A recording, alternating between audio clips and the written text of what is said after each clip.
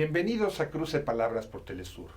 Soy Luis Hernández Navarro y hoy nos acompaña en el estudio un extraordinario reportero que ha trabajado en la jornada durante 30 años en los casos más sórdidos, complicados, enredados para desentrañarlos.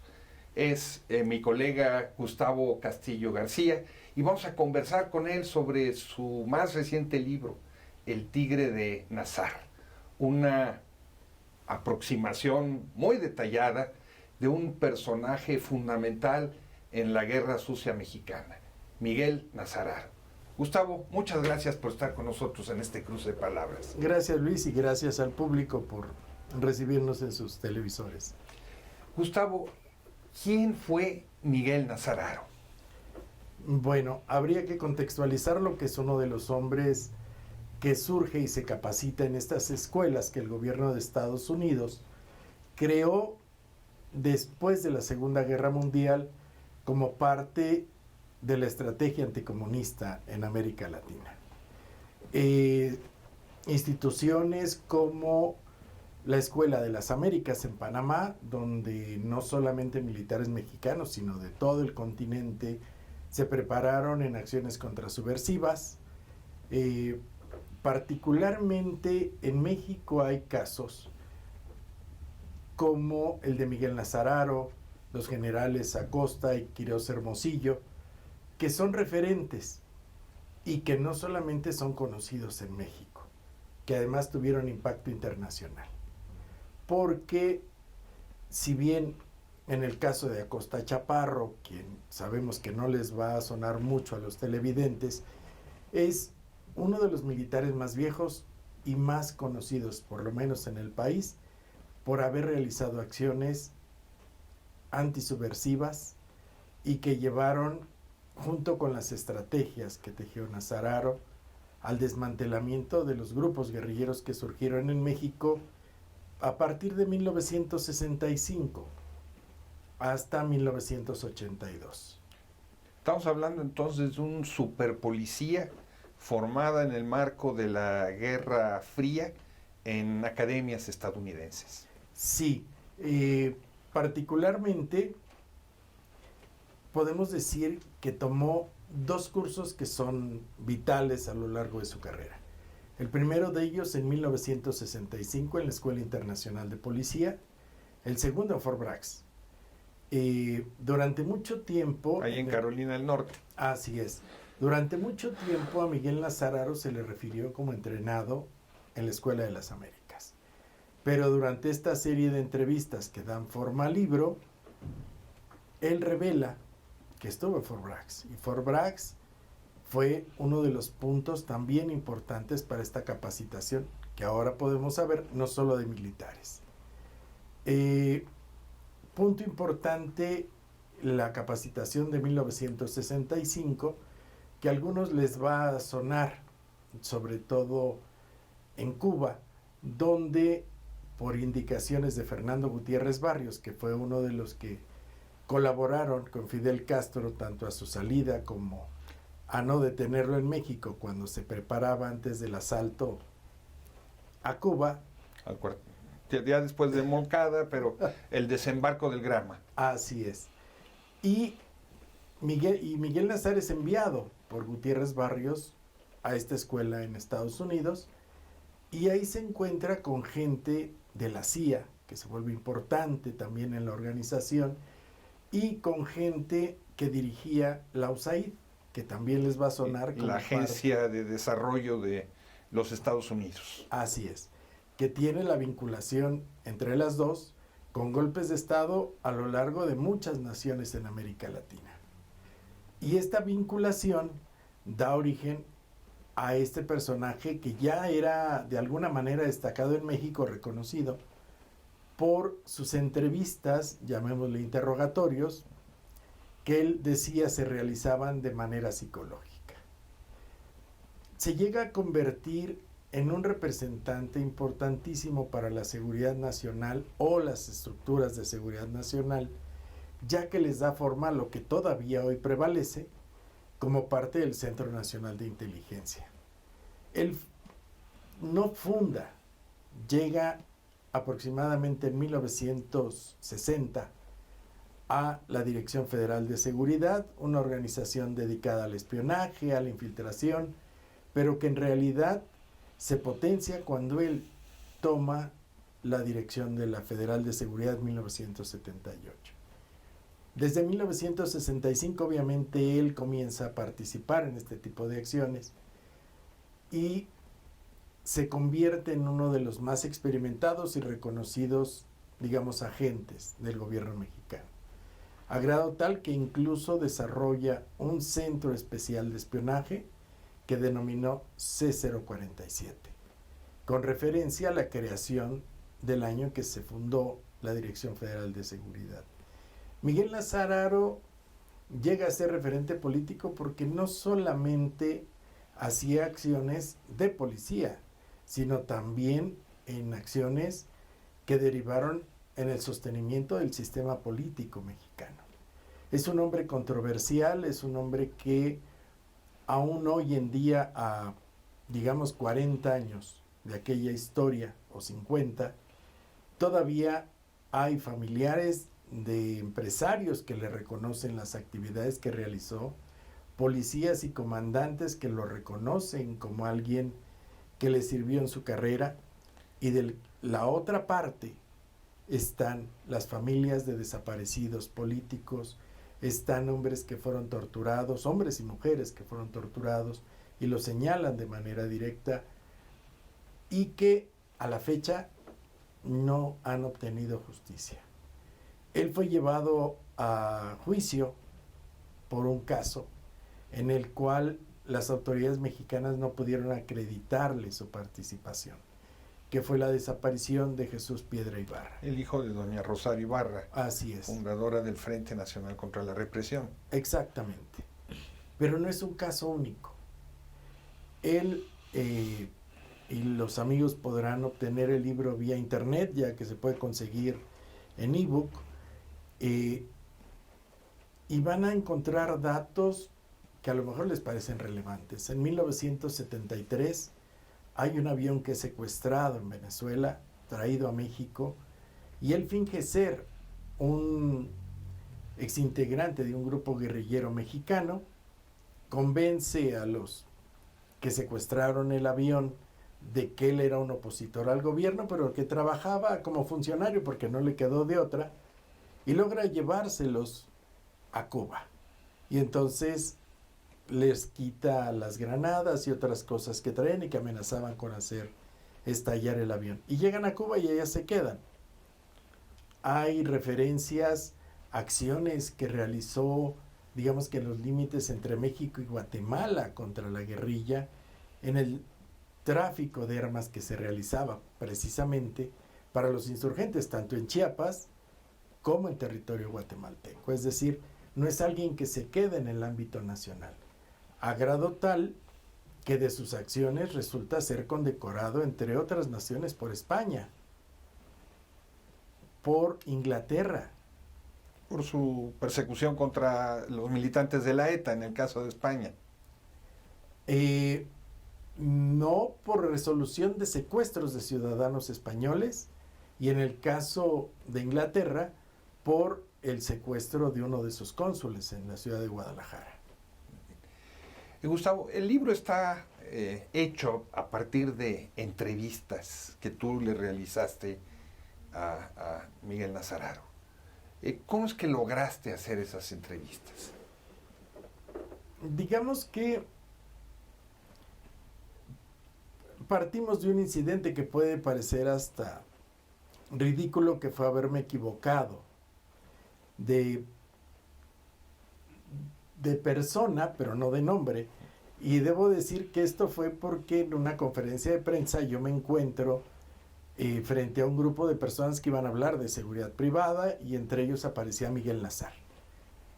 Estamos hablando aproximadamente del año 2000, cuando el internet no funcionaba tan bien y las fotos parecían ser semejantes quien tenía enfrente con el de la foto. Y entonces resulta que no era así. Yo me voy encima de esta persona, Miguel Nazar, y le empiezo a hacer cuestionamientos que tienen que ver con las acusaciones de desaparición, tortura y demás. Y el otro de manera muy tranquila me ve y me dice, está usted equivocado, no es a mí a quien le quiere hacer esas preguntas. Y le dije, no, usted es Miguel Nazar. Me dijo, sí, soy Miguel Nazar, pero a quien usted quiere hacer las preguntas es a mi papá, yo soy Miguel Nazar Dau. El equívoco sirvió después para conectar, digamos, con José Luis Nazar, otro hijo de Miguel Nazar, que es abogado y con quien la primera vez que nos encontramos y me presento, lo primero que hace es reírse con una carcajada abierta y con toda razón, porque me dice, tú fuiste el que se equivocó con mi hermano. Y bueno, aceptamos el error. A pechugar, como decimos en Y México. partió de ahí una relación que me permitió estarlo jode y jode con que quería yo entrevistar a su papá, precisamente por este referente que hay. Él se convirtió en uno de los más renombrados policías, pero también persecutores de la guerrilla. Entonces, se viene la aparición de una fiscalía especial, tiene que comparecer, se abren averiguaciones o indagatorias, y entonces ello posibilita que se abra la entrevista cuando todavía era investigado. Pero al principio no me querían ni recibir, por entre otras cuestiones, trabajar en La Jornada, un periódico de izquierda que siempre me ha permitido hacer y exponer las cosas que consigo. Y dos, que me veía demasiado joven. Tenía 37 años entonces. Sigue siendo joven. Permíteme hacer una pausa y regresamos a tu relato. Claro que sí. Amigos, amigas, no se vayan, volvemos en muy breves instantes.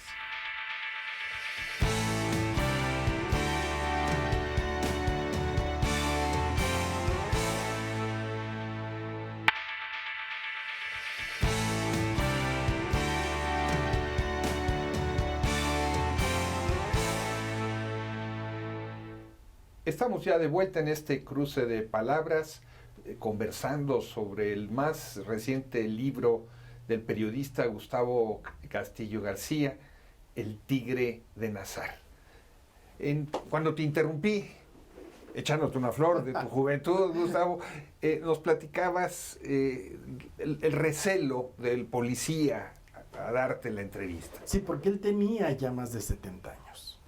Y decías que yo a usted no lo conozco, no es un periodista de mi confianza, yo no sé si vaya a escribir lo que yo le diga. Y es que ese día justamente había aparecido una entrevista en la que él decía que lo habían pintado como un hombre desmemoriado, que había platicado durante horas y en algunos días con alguien y que resultaba que no había publicado nada de lo que le dijo.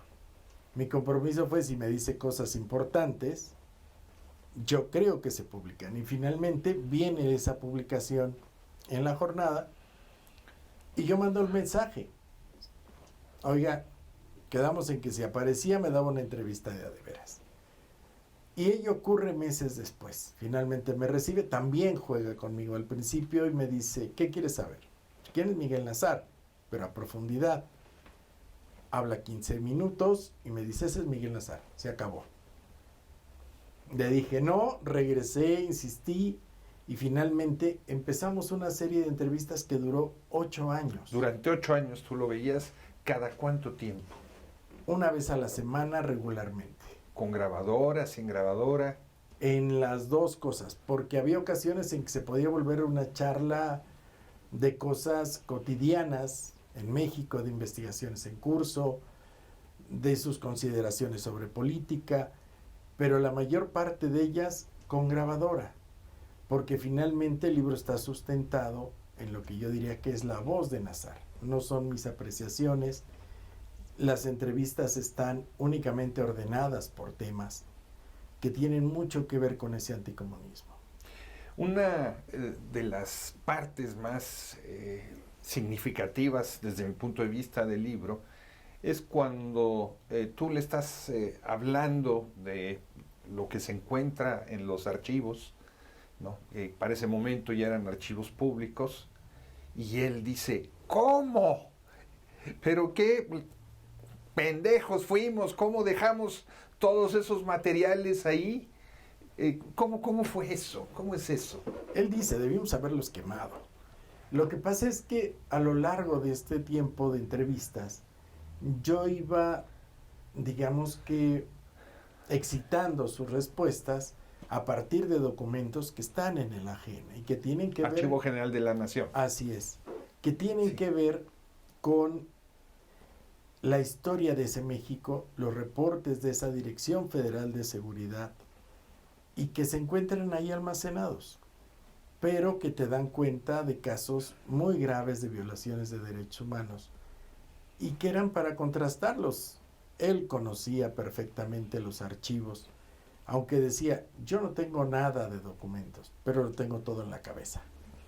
Por lo tanto, sí sabía de qué hablábamos, a grado tal que en el libro contamos la anécdota de un militar que le envía una carta a sus hermanos, que ellos forman parte de un grupo guerrillero, y Nazar dice, sí, yo recuerdo un hombre que se apellidaba así, pero a ese lo colgaron en el campo militar número 1 hasta que se le pudrió la mano, ¿no?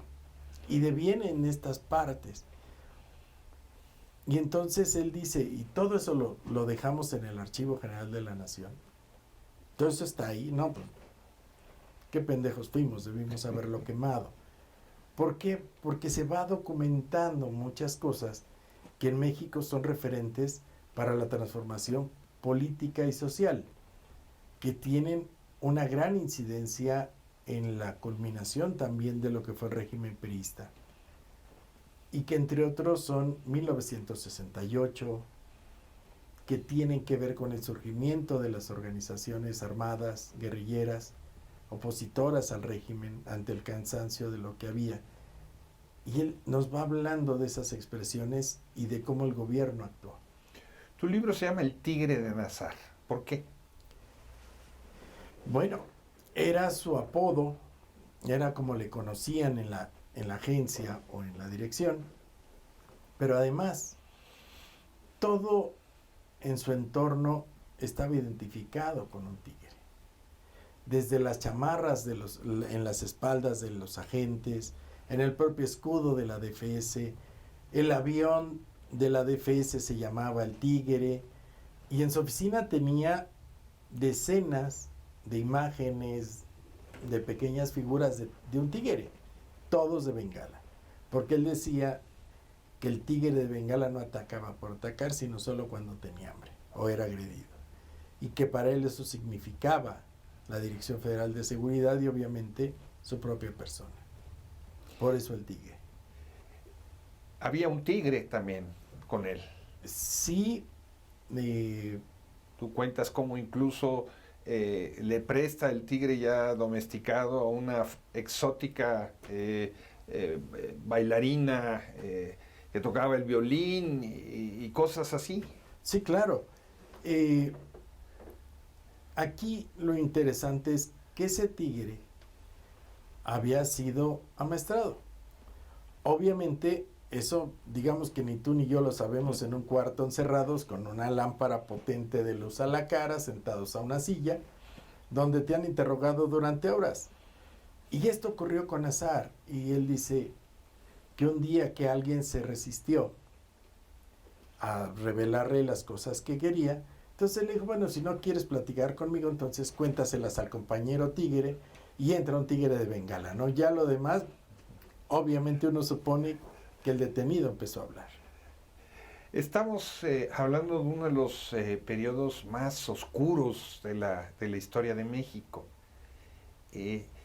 ¿Tú qué dirías que aporta tu libro en términos de iluminar esas franjas de oscuridad? Gracias, Luis.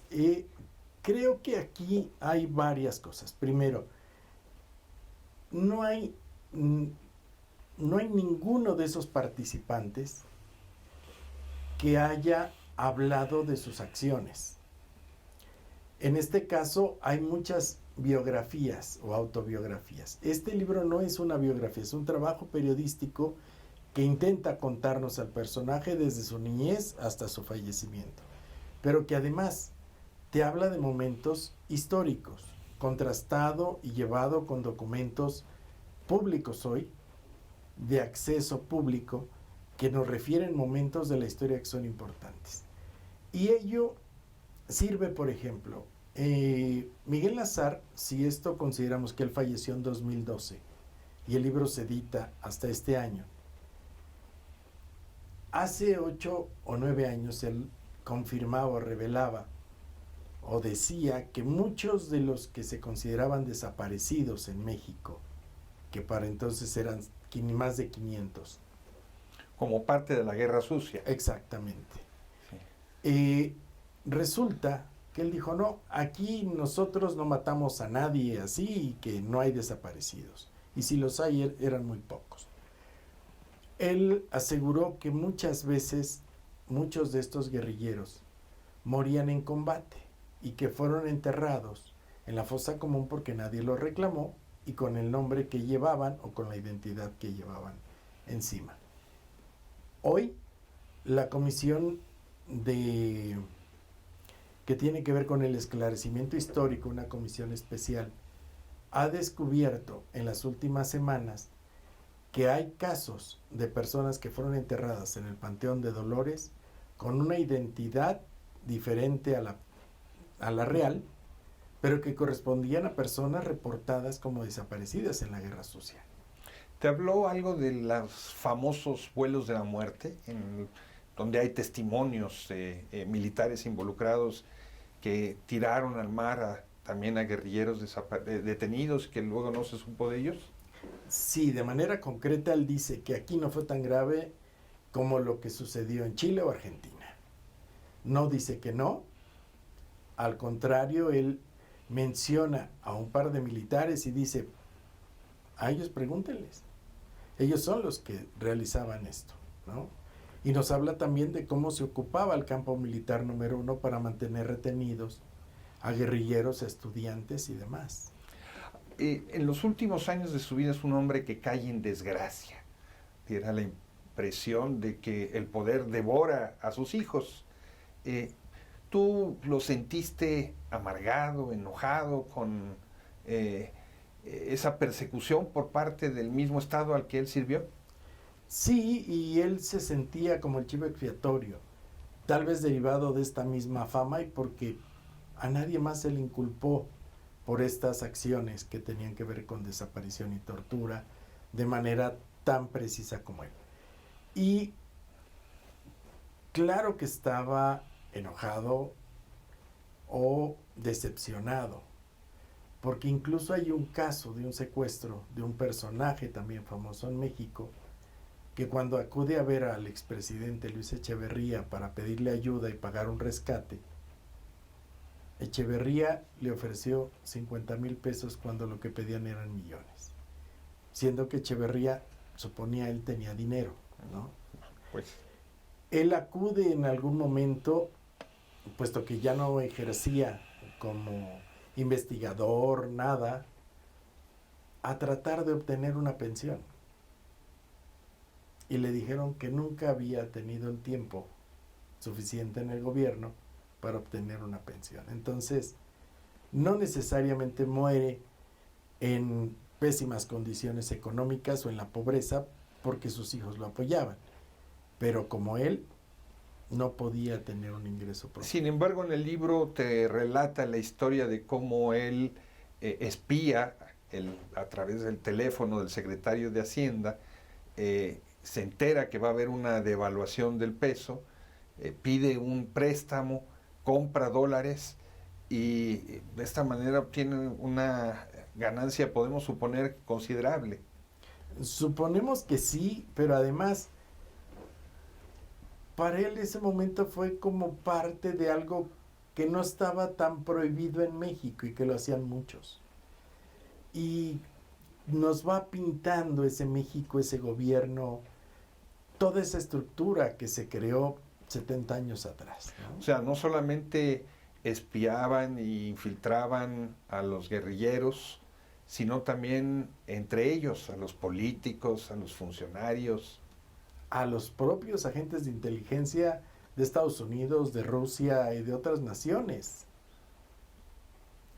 Para él, el espionaje formaba parte de la diplomacia y así llegaron a sacar de México a varios diplomáticos, enseñándoles fotografías e imágenes comprometedoras para que se fueran sin hacer escándalo. Cuentas una historia que él a su vez narra del embajador polaco en tiempos del bloque socialista, que era gay. Así es. Y que ellos toman fotografías de sus encuentros en un hotel y luego lo chantajean para que se retire.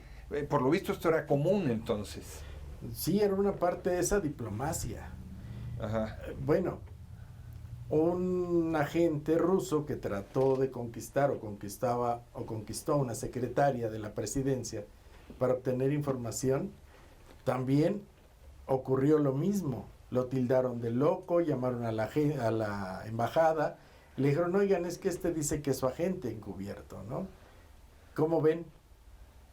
Y el gobierno soviético acaba sacándolo de México, asegurando que era alguien que estaba loco. Un personaje entonces para una novela de Ian Fleming.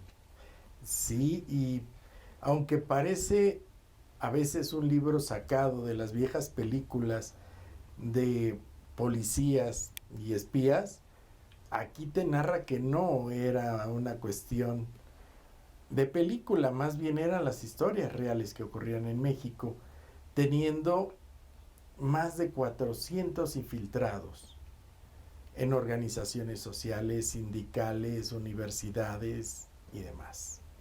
Gustavo, muchas gracias por acompañarnos en este cruce de palabras. Al contrario, Liz, gracias a ti y un saludo al público. Amigos, amigas, muchas gracias por su amable compañía el día de hoy. Ya saben, en muchas ocasiones la realidad supera el arte. Hasta la próxima.